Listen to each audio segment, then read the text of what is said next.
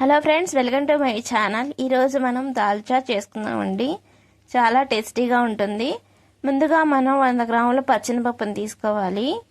ఈ పచ్చెనపప్పుని 1-2 సార్లు కడిగి ఒక హాఫ్ టీ స్పూన్ ఆయిల్ కూడా వేసుకోవాలి. ఇలా ఆయిల్ వేయడం వలన మనకి త్వరగా మగ్గుతుంది. ఇప్పుడు మనం కుక్కర్కి విజిల్ పెట్టేసి మీడియం ఫ్లేమ్లో ఒక 4 విజిల్స్ రానివ్వాలండి. చూడండి, మనకి ఈ విధంగా మెత్తగా ఉడికిపోయింది. ఇప్పుడు దీన్ని మిక్సీ జార్లోకి వేసుకొని ఇలా గ్రైండ్ చేసుకోవాలి. ఇప్పుడు దీనిని కూడా పక్కన పెట్టేసుకుందాం. లేతగా ఉన్న ఈ మీడియం సైజు సొరకాయ అండి, విత్తనాలతో సహా లేతగా ఉన్నది తీసుకున్నాను నేను. ఇప్పుడు దీనిని క్లీన్ చేసుకొని ముక్కలుగా కట్ చేసుకోవాలి. మీడియం సైజు ఉల్లిపాయలు 2, ఈ సైజు సొరకాయ లేదా ఆనపకాయ అంటాం కదండి, ఈ సైజులో కట్ చేసుకున్నాను. మీడియం సైజ్ టమాటాలు 2, పచ్చిమిర్చి 2, కొంచెం కొత్తిమీర, కొంచెం పుదీనా. ఇవి మనకి కావాల్సినవి. పచ్చి కొబ్బరి, ఈ సైజు ఉన్న పచ్చి కొబ్బరిని తీసుకున్నాను. ఎండు కొబ్బరి వేయకూడదు, పచ్చి కొబ్బరి వేస్తే మంచి టేస్ట్ వస్తుంది. మిక్సీ జార్లో వేసి గ్రైండ్ చేసుకోవాలి, చిన్న చిన్న ముక్కలుగా కట్ చేసుకొని. ఇలా చిన్న చిన్న ముక్కలుగా కట్ చేసుకొని మిక్సీ జార్లోకి గ్రైండ్ చేసుకున్నాం కదండి పేస్ట్. ఒక బౌల్లోకి తీసుకొని రెడీగా పెట్టుకుందాము. ఇంతలోకి మనం చింతపండుని కూడా నానబెట్టుకోవాలి. ఈ పెద్ద ఉసిరికాయ సైజ్ అంతా పెద్ద ఉసిరికాయ సైజ్ అంతా చింతపండుని కూడా తీసుకొని 1-2 సార్లు కడిగి నానబెట్టి రసం తీసుకుని పక్కన ఉంచుకోవాలి. ఇప్పుడు కలియా కోసం ముందుగా స్టవ్ ఆన్ చేసి కుక్కర్ పెట్టుకొని 2 స్పూన్స్ ఆయిల్ అయితే వేసుకుందాము. ఆయిల్ అనేది కొంచెం మనకి హీట్ అయిన తర్వాత ముందుగానే మనం కట్ చేసి పెట్టుకున్న ఉల్లిపాయలు మీడియం సైజు 2 వేసి దోరగా వేయించుకోవాలి. సిమ్లోనే ఇలా మనం దోరగా వేయించుకుందాము. ఇప్పుడు మనం అల్లం వెల్లుల్లి పేస్ట్ని కూడా 2 స్పూన్స్ వేసుకుందాము. 2 స్పూన్స్ అల్లం వెల్లుల్లి పేస్ట్ని వేసుకొని సిమ్లోనే పచ్చి వాసన పోయేంత వరకు కూడా దోరగా వేయించుకోవాలి.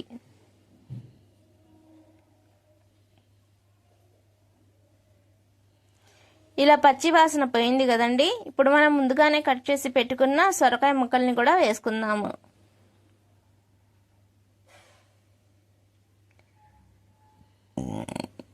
హాఫ్ టీ స్పూన్ పసుపుని, 1 టీ స్పూన్ సాల్ట్ని వేసుకుందాము.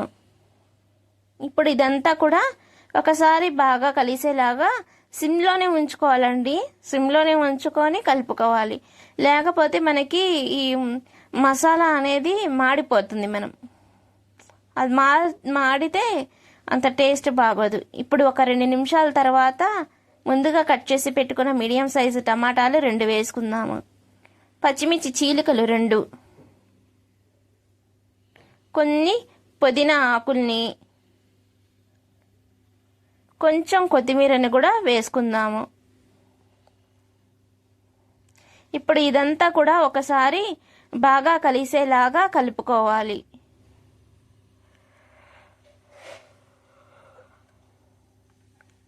ఇప్పుడు సిమ్లోనే రివర్స్లో కుక్కర్ మూత పెట్టేసి నూనెలోనే బాగా మగ్గించాలండి.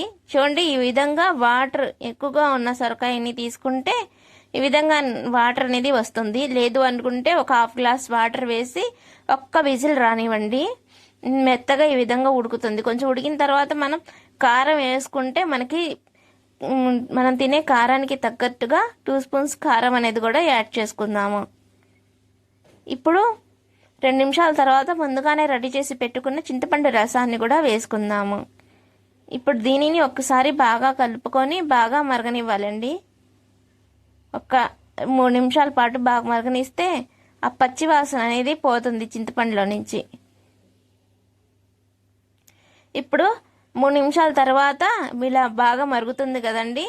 ఇప్పుడు మనం ముందుగానే గ్రైండ్ చేసి పెట్టుకున్న పప్పుని కూడా వేసుకుందాము. ఇప్పుడు ఒకసారి బాగా కలిసేలాగా కలుపుకొని ఒక 2 నిమిషాల పాటు వదిలేయాలండి. ఇలా చేయడం వల్ల మనకి పచ్చి వాసన అనేది కొంచెం పోయి టేస్ట్ బాగుంటుంది.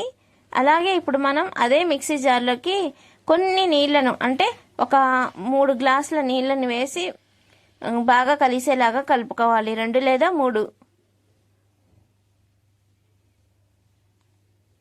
మొత్తం మనం ఇక్కడ 4 గ్లాసుల వాటర్ని అయితే వేసుకొని ఒకసారి బాగా కలిసేలాగా కలుపుకొని ఉప్పు సరిపోకపోతే ఉప్పుని కూడా వేసుకోవాలి. చూడండి, ఈ విధంగా బాగా మరుగుతుంది కదండి మనకి. ఇప్పుడు మనం పచ్చి కొబ్బరి పేస్ట్ని కూడా వేసుకుందాము. ఉప్పు అనేది మనం పచ్చి కొబ్బరి వేసుకోవడం వల్ల మంచి టేస్ట్ వస్తుందండి. ఎండు కొబ్బరిని వేయకూడదు.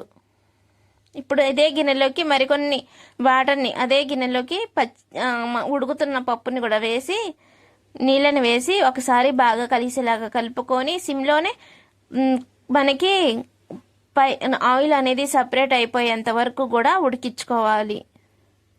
చివర్లో మనకి ఉప్పు సరిపోతే ఉప్పుని వేసుకోవాలండి. ముందే వేస్తే ఉప్పుగా అయిపోతుంది.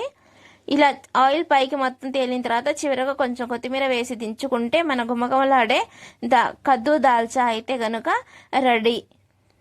నా వీడియో మీకు నచ్చినట్లయితే లైక్ చేయండి, షేర్ చేయండి, సబ్స్క్రైబ్ చేసుకోండి.